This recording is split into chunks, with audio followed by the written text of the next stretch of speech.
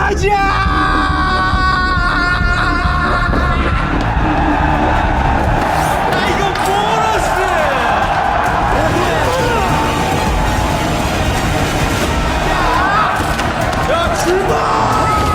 Kali ini kami akan menceritakan sebuah alur cerita film berjudul On the Line yang dirilis pada tahun 2021. Film ini menceritakan tentang seorang mantan detektif bernama Han Seo-jun yang berupaya mengungkap kasus penipuan melalui panggilan telepon yang lebih dikenal dengan voice phishing. Kasus tersebut telah menelan banyak korban yang mana diantaranya adalah sang istri dan juga rekan-rekan di tempat kerjanya juga ikut ditipu. Kejadian-kejadian tersebutlah yang akhirnya membuat sang mantan detektif bertekad untuk mengungkap dan menangkap pelaku seorang diri. Lantas, apakah perjuangannya tersebut dapat berjalan dengan apa yang ia rencanakan? Baiklah, tanpa banyak basa-basi lagi, langsung saja kita ke alur ceritanya.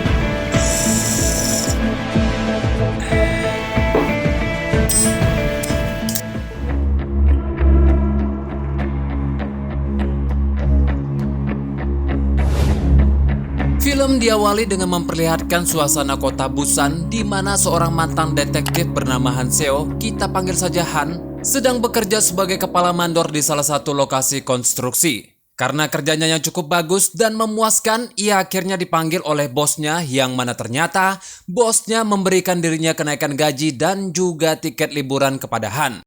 Setelah bertemu dengan bosnya tersebut, Han pun kemudian menelpon istrinya bernama Mion untuk memberitahukan kabar gembira yang ia terima dari bosnya, serta menyampaikan rencana liburan mereka yang sekaligus juga bulan madu mereka berdua. Setelah Mion menutup teleponnya, Han menegur salah satu pekerjanya yang tak menggunakan helm.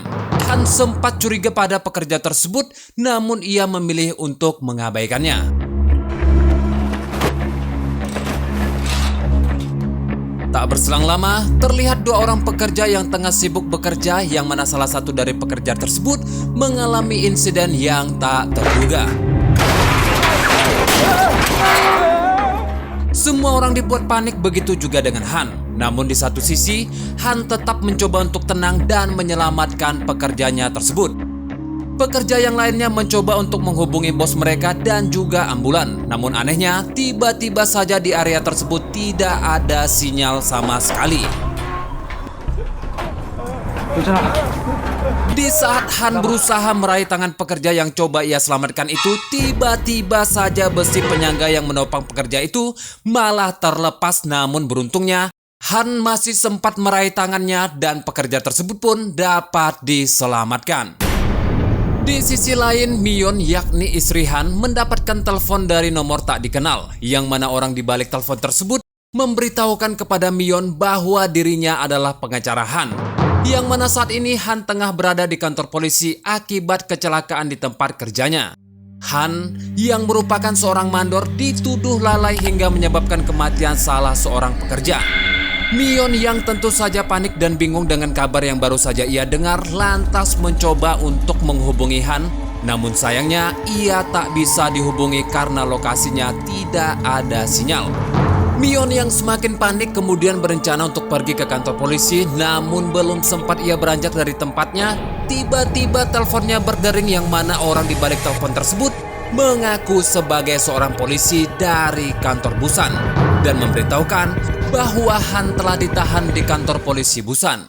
Tak berselang lama setelah telepon itu ditutup, lagi-lagi pengacara yang tadinya menelpon Mion kembali menelponnya dan menjelaskan serta meyakinkan kepada Mion bahwa Han bisa saja dibebaskan asalkan Mion bersedia membayar biaya kompensasi atas kejadian tersebut.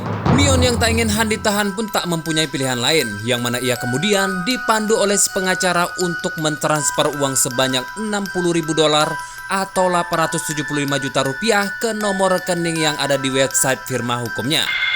Setelah uang berhasil ditransfer oleh Mion, tak lama kemudian Han yang baru saja mendapatkan sinyal menelpon Mion dan bertanya kenapa Mion menelponnya berkali-kali. Mion pun kemudian menanyakan keberadaan Han yang mana ia lantas terdiam ketika Han menjawab bahwa dirinya sedang berada di lokasi konstruksi dan ia baru saja mendapatkan sinyal. Mion pun lantas menyadari bahwa dirinya baru saja terkena voice phishing. Voice phishing sendiri adalah jenis penipuan melalui panggilan telepon dan menyamar menjadi orang-orang tertentu untuk mendapatkan informasi pribadi agar mereka dapat mengelabui, meretas, bahkan memeras uang dari calon korbannya. Mion yang menyadari dirinya telah terkena voice phishing lantas bergegas menuju bank untuk membukukan nomor rekening tersebut. Akan tetapi Mion terlambat, yang mana dari penjelasan pegawai bank bahwa ternyata para komplotan penipu telah menarik habis uang yang baru saja Mion transferkan. Mion pun kemudian mencoba melaporkan kejadian tersebut ke kantor polisi, yang mana Mion malah dibuat semakin lemas karena dari penjelasan polisi mereka juga tak bisa berbuat apa-apa. Dengan rasa penuh penyesalan, Mion pun kemudian bergegas untuk pulang. Namun di saat dirinya hendak menyeberang jalan, tiba-tiba ia ditelepon kembali oleh si pelaku, yang mana Mion mencoba untuk meminta uangnya kembali. Namun dengan nada mengejek, si pelaku lantas mentertawakan Mion dan berkata bahwa Mion layak untuk mati karena kebodohannya. Mion yang saat itu panik pun kemudian tak sadar bahwa dirinya sedang berada di tengah jalan hingga akhirnya ia tertabrak oleh mobil yang sedang melintas.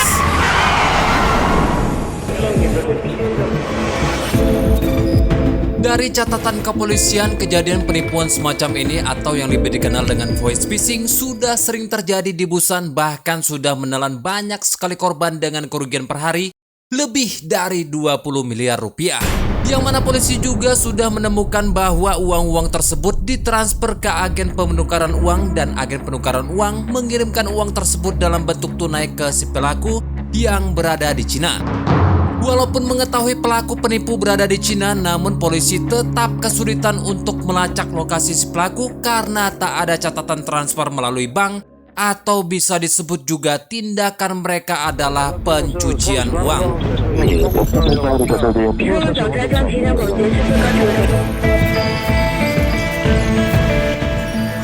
Kembali kepada Han yang saat ini tengah menemani Mion di rumah sakit, di mana Mion mengalami koma karena kecelakaan yang ia alami sebelumnya, dan saat ini ia masih belum sadarkan diri. Han kemudian mendapatkan telepon dari bosnya, yang mana si bos memberitahukan bahwa ia telah ditipu sebanyak 37,5 miliar rupiah, yang mana uang tersebut adalah untuk membayar gaji para pekerjanya termasuk Han. Si bos pun lantas meminta maaf kepada Han dan mematikan teleponnya. Han yang mendengar itu lantas bergegas menuju lokasi bosnya berada dan sesekali mencoba menghubunginya kembali, namun teleponnya tak diangkat. Betapa terkejutnya Han ketika sampai di lokasi tempat bosnya berada, yang mana di sana sudah dipadati dengan mobil polisi dan juga ambulan, di mana ternyata si bos telah mengakhiri hidupnya sendiri karena merasa bersalah tak dapat membayar para pekerjanya. Setelah acara pemakaman berlangsung, Han berkata kepada sekretaris bosnya bahwa pelaku yang menipu bosnya adalah organisasi penipu yang terorganisir dan sangat terencana. Si sekretaris pun kemudian bercerita bahwa sebelum bosnya tertipu, ia ditelepon oleh orang yang mengaku dari pihak asuransi dan menawarkan asuransi yang menarik, sehingga si bos tergoda dan mengirimkan informasi pribadi semua karyawannya. Setelah mendengarkan cerita itu, Han kemudian mengecek CCTV karena menurutnya ada yang janggal di waktu kejadian, yakni sinyal ponsel hanya terputus di lokasi konstruksi waktu itu. Dan benar saja, saat Han memeriksa rekaman CCTV, ia mendapati seseorang yang mencurigakan di sana, yang mana kemudian Han mengingat bahwa orang tersebutlah yang waktu itu ia tegur karena tak menggunakan helm. Han pun kemudian mencoba menyelidiki orang itu lebih lanjut. Dengan berbekal foto tato yang terdapat di leher orang itu, Han berkeliling ke beberapa studio tato yang terdapat di Busan dan berhasil menemukan petunjuk dari seorang tukang tato yang mengakui bahwa itu adalah tato hasil karyanya dan orang yang ditato itu mempunyai sebuah agen travel. Dari keterangan si tukang tato itulah Han kemudian menyelidiki dan mengintai agen travel milik si pria bertato tersebut. Dan benar saja, Han menemukan si pria bertato di sana dan mengambil kesempatan untuk segera menangkap si pria bertato itu dan menginterogasinya.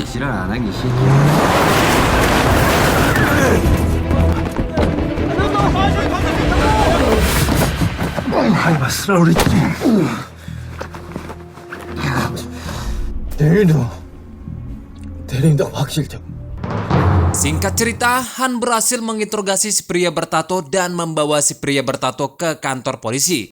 Berbekal informasi yang diberikan oleh pria bertato itu, Han kemudian mencoba untuk bertemu salah satu inspektur yang bertugas menyelidiki kasus penipuan yang terjadi di Busan.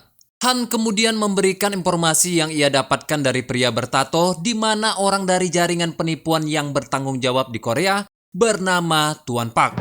Namun Pak Inspektur meminta Han untuk tetap tenang dan jangan gegabah serta meminta Han untuk mempercayakan kasus tersebut pada pihak kepolisian, yang mana di sini pihak kepolisian pun sudah menyelidiki Tuan Park dan menyadari bahwa itu adalah jaringan penipuan terstruktur yang berpusat di Cina. Han yang merasa bahwa polisi tak dapat bergerak dengan cepat untuk menangkap para pelakunya akhirnya bertekad untuk menangkap para pelakunya seorang diri. Di tempat lain terlihat seorang wanita bernama Gang Chil. Kita panggil saja Chil. Tengah dikubur dan hanya menyisakan bagian kepalanya saja. Diketahui bahwa ternyata Chil telah mencuri uang milik para gangster yang menguburnya itu. Di saat dirinya hendak dijadikan makanan untuk anjing peliharaan gangster tersebut, tiba-tiba saja semua mobil datang dengan kencang dan langsung membuat para gangster kocar-kacir. Tak hanya itu saja, mobil tersebut bahkan hampir menabrak Chil dan berhenti tepat beberapa senti di depan muka Chil. Ternyata, orang yang datang tersebut adalah Han yang bermaksud menyelamatkan Chil. Singkat cerita, Han yang mengetahui bahwa Chil adalah seorang hacker jenius mengajaknya untuk bekerja sama dan melacak nomor telepon dari ponsel istrinya. Dengan kejeniusannya, Chil dapat melacak nomor tersebut, namun terdapat 3 tempat yang menjadi pusat dari panggilan telepon tersebut. Chil kemudian menjelaskan bahwa ia tak dapat menemukan lokasi pasti dari penelpon tersebut karena keamanan yang digunakan oleh si pelaku terlalu ketat. Chil juga menjelaskan bahwa jaringan penipuan tersebut mengirimkan sebuah tautan kepada setiap calon korbannya, yang mana ketika tautan tersebut diklik oleh calon korbannya, maka semua informasi di ponsel milik korban akan langsung terkirim ke jaringan penipuan itu. Serta mereka juga mempunyai alat untuk memalsukan nomor mereka, dan itulah alasan jaringan penipuan tersebut sulit untuk dilacak. Singkat cerita, Han mendatangi alamat Tuan Park bersama Chil, yang mana ternyata di sana juga terdapat banyak polisi yang tengah mengawasi tempat tersebut. Han yang mengetahui bahwa ada polisi yang menyamar menjadi salah satu pekerja di sana, kemudian memutuskan untuk ikut menyamar serta membongkar penyamaran dari polisi yang menyamar tersebut. Dan di saat Han bertemu dengan Tuan Park, disitulah Han berkata bahwa ada agen polisi yang menyamar di antara para pekerja di sana. Pekerja itu pun ditangkap dan benar saja saat digeledah terdapat alat penyadap. Di mana ketika saat itu polisi yang sedang mengawasi di luar pun langsung kelabakan ketika menyadari agen mereka yang menyamar telah diketahui. Para polisi itu pun langsung menyergap markas Tuan Park dan disinilah Han dengan sengaja menyelamatkan Tuan Park dari kejaran para polisi untuk mendapat kepercayaan dari Tuan Park.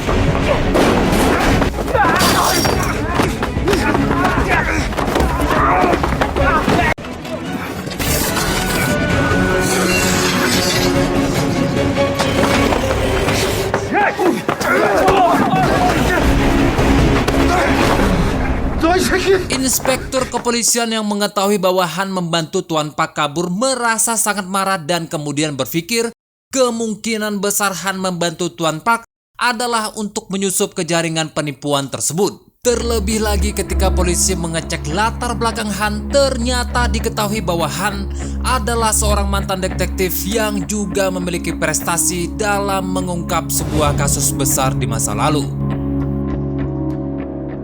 Di sisi lain, Tuan Park yang merasa berhutang budi kepada Han kemudian memberikan kartu namanya dan menyuruh Han untuk menemui seseorang bernama Cheon yang nantinya akan mempekerjakannya di Cina.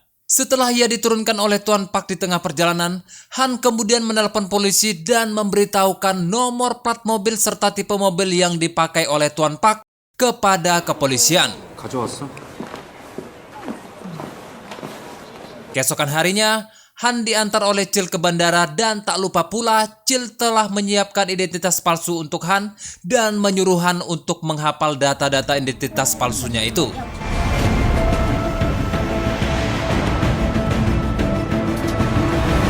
Sesampainya di Cina dan beristirahat di penginapan yang telah ditentukan, tiba-tiba saja Han didatangi oleh beberapa orang dan ternyata orang tersebut adalah orang yang diutus untuk menjemput Han dan mengujinya bahwa Han bukanlah orang yang menyamar. Singkat cerita, setelah menguji Han, mereka pun membawa Han, namun semua barang yang Han bawa, termasuk pakaian dan ponselnya, harus dibuang. Bahkan, Han juga harus menggunakan tutup kepala sebelum ia dibawa pergi. Sampailah Han di sebuah gedung yang mana di sana juga terdapat banyak sekali calon-calon pekerja sepertinya. Di sana, Han diminta untuk menandatangani kontrak perjanjian dan kemudian dibawa ke sebuah ruangan. Di ruangan itulah para jaringan penipu ini melakukan aksinya. Orang-orang yang sangat pro dan terlatih melakukan aksi penipuannya secara terstruktur. Bahkan data-data para korban pun mereka punyai secara detail. Hingga mereka bisa mengelabui korban dengan skenario penipuan yang membuat para calon korban mereka sangat mempercayainya. Di saat Han memulai kerja pertamanya, ia yang tak tega kepada calon korban itu pun mencoba untuk menggagalkan transaksinya dengan secara sengaja menarik perlahan telepon kabelnya hingga kabel telepon terputus. Hal itu tentu saja membuat Han berada dalam masalah. Namun untung saja tindakannya tersebut tak diketahui langsung oleh pengawas di sana hingga ia dapat terbebas dari hukuman. Saat jam istirahat berlangsung, Han yang bersama dengan beberapa rekan di timnya berhasil mendapatkan info bahwa jaringan kelompok penipu tersebut diketuai oleh orang bernama Huang dan juga penanggung jawab keamanan di sana bernama Seon. Di sisi lain, tepatnya di Korea, polisi berhasil menemukan mobil milik Tuan Pak serta semua perangkat yang digunakan untuk aksi penipuan. Namun Tuan Pak tidak ditemukan di sana. Inspektur kepolisian lantas berpikir bahwa yang memberikan informasi mengenai mobil Tuan Pak adalah Han dan berspekulasi bahwa Han menginginkan kepolisian untuk mengikutinya dan mengorek informasi dari Tuan Pak. Singkat cerita, Tuan Pak berhasil ditangkap dan diinterogasi serta mereka juga berhasil melacak lokasi server utama yang berada di Cina dari perangkat yang terdapat di markas Tuan Pak. Tak hanya itu saja, bahkan petugas kepolisian juga berhasil menemukan orang terakhir yang ditemui oleh Han sebelum ia berangkat ke Cina. Yang tak lain, orang tersebut adalah Cil.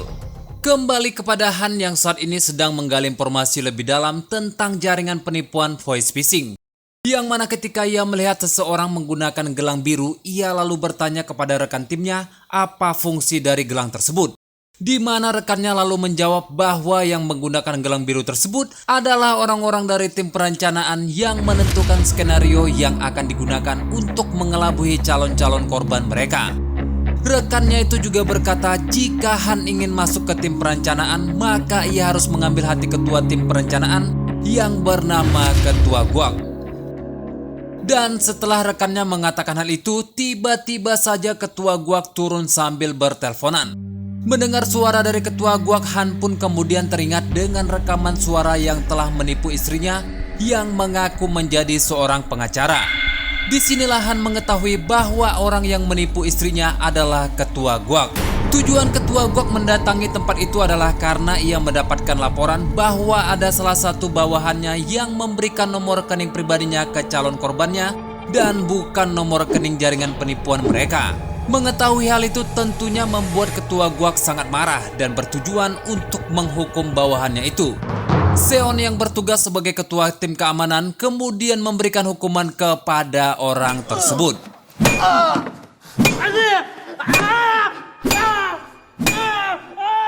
Pada malam harinya, Han mencoba mengumpulkan informasi lebih banyak dan bertanya kepada rekannya tentang peranan Ketua Guak di jaringan penipuan itu yang mana sang rekan pun menjawab bahwa ketua guak adalah orang yang sangat penting dalam jaringan tersebut. Bahkan ketua keamanan Seon tak sebanding dengannya. Keesokan harinya, Seon mendapatkan informasi bahwa server di Korea mati tiba-tiba. Seon pun meminta bawahannya untuk menghentikan sementara kegiatan mereka. Karena pekerjaan yang dihentikan sementara, Han mencoba mengambil kesempatan untuk mengawasi orang-orang di tim perencanaan dan ia mendapatkan kesempatan untuk mengambil hati ketua guak yang mana pada saat itu ia melihat salah seorang tim perencanaan diam-diam memasukkan uang ke dalam saku jaketnya dan Han pun langsung masuk ke ruangan itu dan tanpa banyak basa-basi, Han langsung menghajar orang tersebut. Dan ia kemudian berkata bahwa orang tersebut telah memasukkan uang ke dalam saku jaketnya. Benar saja saat dicek oleh petugas keamanan, orang tersebut menyimpan uang di dalam jaketnya. Han kemudian meminta kepada ketua guak untuk dapat bergabung dengan tim perencanaan, yang mana itu langsung disetujui oleh ketua guak. Dan saat bertugas di perencanaan inilah, Han mendapatkan informasi dari seorang pria yang ditolongnya. Yang mana di lantai 4 adalah ruangan yang hanya bisa dimasuki oleh Seon seorang. Dan di lantai 4 tersebut adalah pusat operasi pengelola keuangan, data-data pribadi, dan juga perangkat server utama mereka.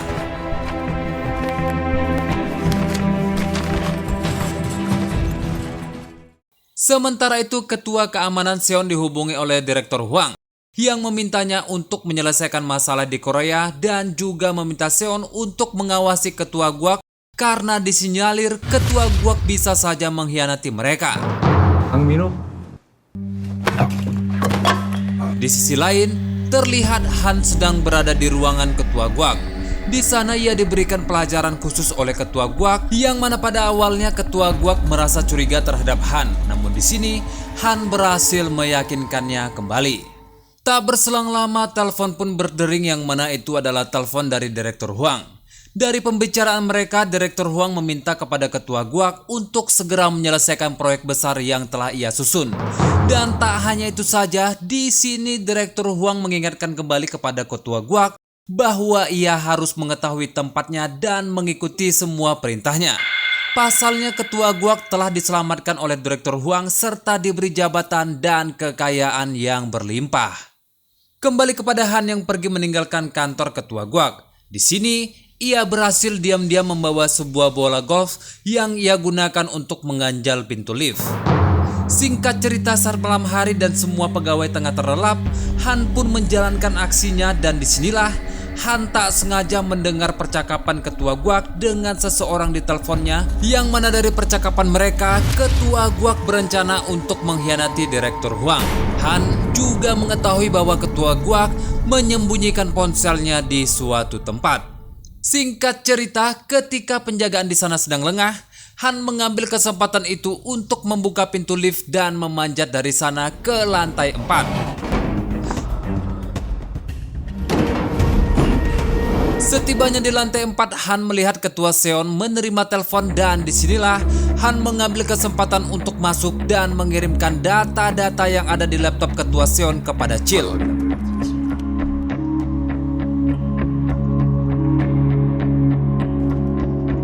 Di sisi lain, penjaga yang menyadari bahwa Han tidak berada di tempat melaporkan itu pada ketua Seon.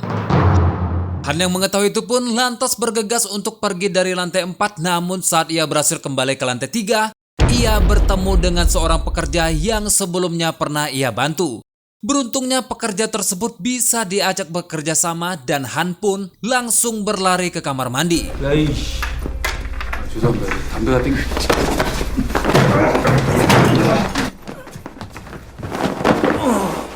Singkat cerita, saat Han berhasil ditemukan, ia pun langsung dipukuli oleh ketua Seon untuk kemudian dibawa dan dikurung di dalam suatu ruangan.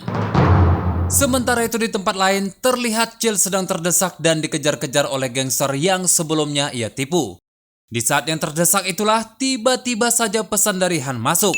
Dan Chil mempunyai ide untuk menjalankan rencana dari Han dengan bekerja sama dengan gangster yang mengejarnya itu.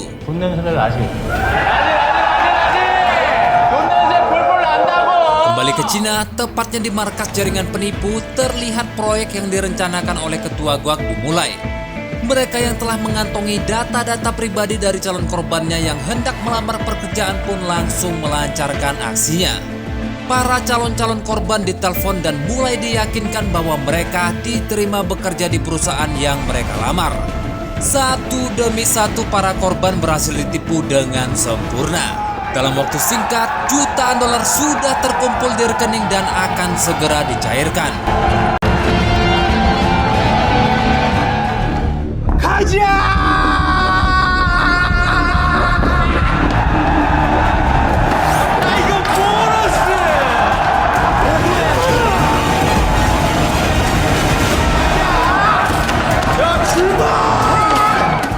Di sisi lain, Cil yang telah bekerja sama dengan ketua gangster mencoba untuk mengelabui para penipu dengan menyamar menjadi kurir yang bertugas mengambil uang.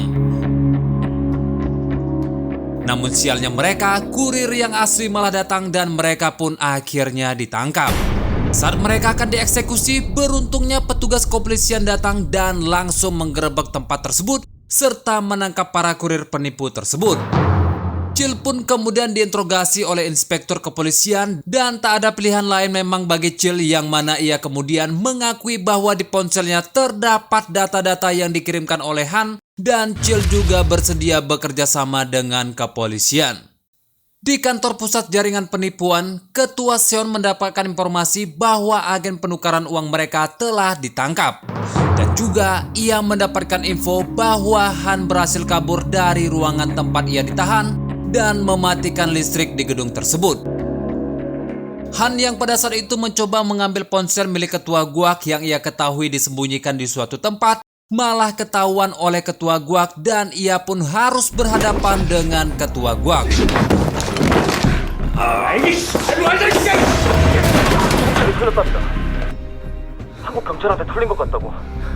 서준이야 뭐하냐. 그럼 깡칠이 매일 역추적해볼게요. Ketua Seon yang mengetahui bahwa polisi telah bergerak, ia menugaskan bawahannya untuk mengosongkan gedung tersebut, sementara dirinya terus mencari keberadaan Han.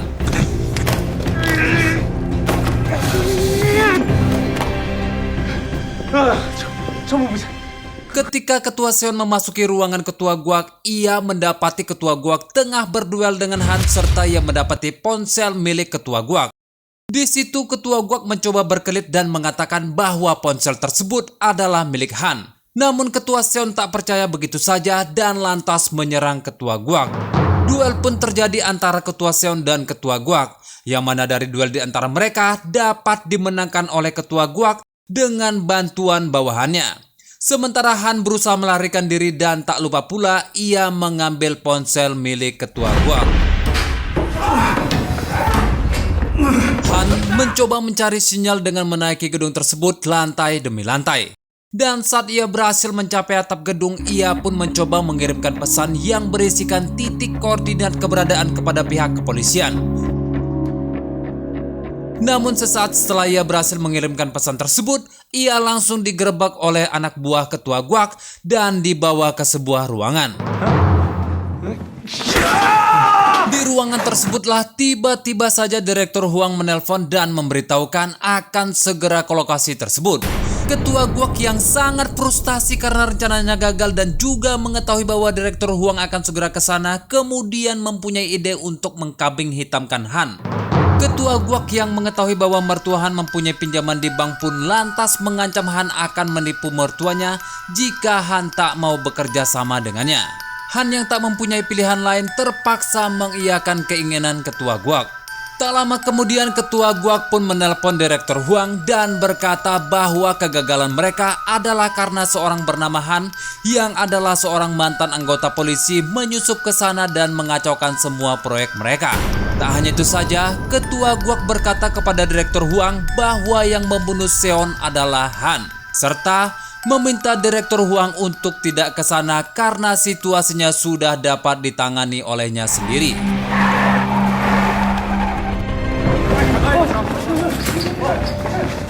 이 새끼야! Di sisi lain, para polisi yang mendapatkan pesan dari Han mengenai titik lokasi sudah berada di luar dan mengepung gedung tersebut serta langsung melakukan penggerbekan. Ketua Guak yang mengetahui penggerbekan polisi tersebut memutuskan untuk melarikan diri, namun untung saja Han berhasil mengejarnya dan terjadilah pertarungan antara mereka berdua.